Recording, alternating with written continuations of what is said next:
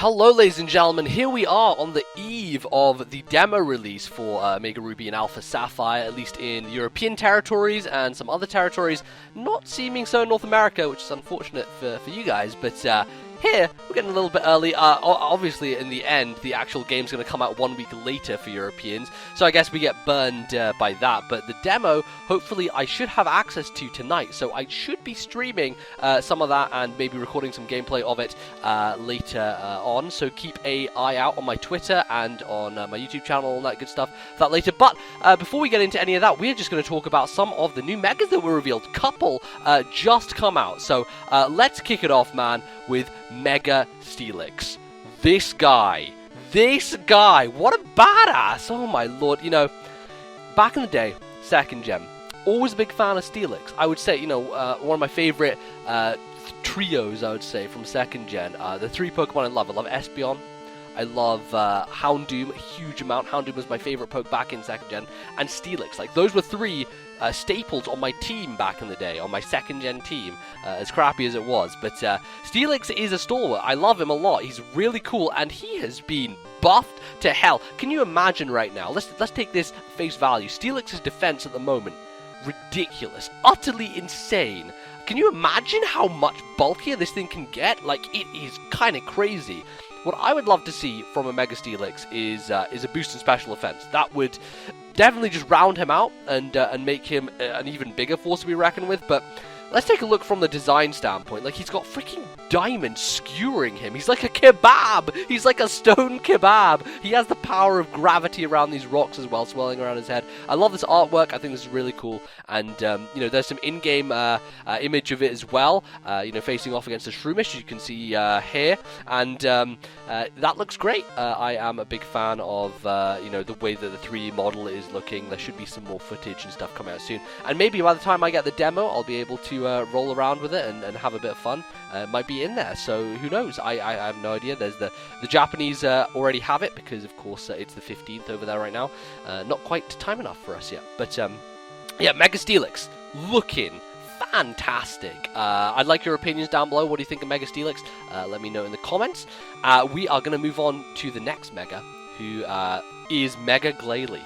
Now, Glalie is one of those Pokemon who really gets the short end of the stick, right? Not many people remember him.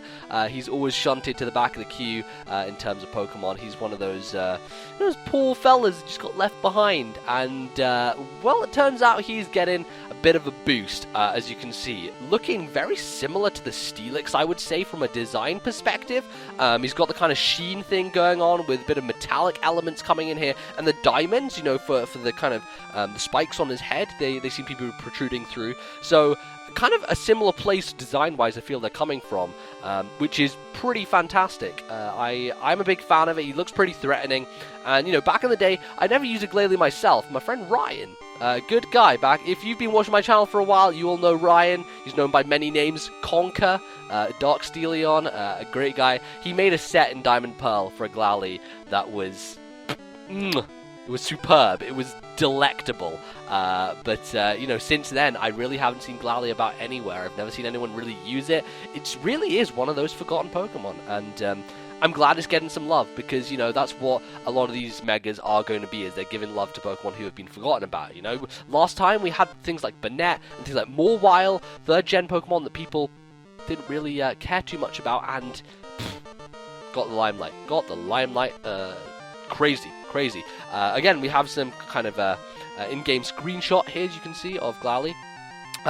Yeah, again, looking really good. I'm a big fan of how the designs are looking. You know, what I'm really excited about is when the new 3DS comes out, and I'm hoping that that's going to have the power to push, you know, much more of the 3D elements in the Pokemon games, because at the moment they run like, let's be honest, they run like crap. They run terribly. The frame rate takes a massive hit when you go into 3D, and it just does not look that great. So that is one of those things I'm looking forward to, because the new 3DS is going to be rolling around pretty soon, and I guess next year for us in the West. Australia getting it early. You can import from Australia if you're a European, because it's PAL territory, so things should work. But in any case, yeah, that's something that's looking really good. Let's talk. Go back to Steelix, because I think they did reveal an ability for him.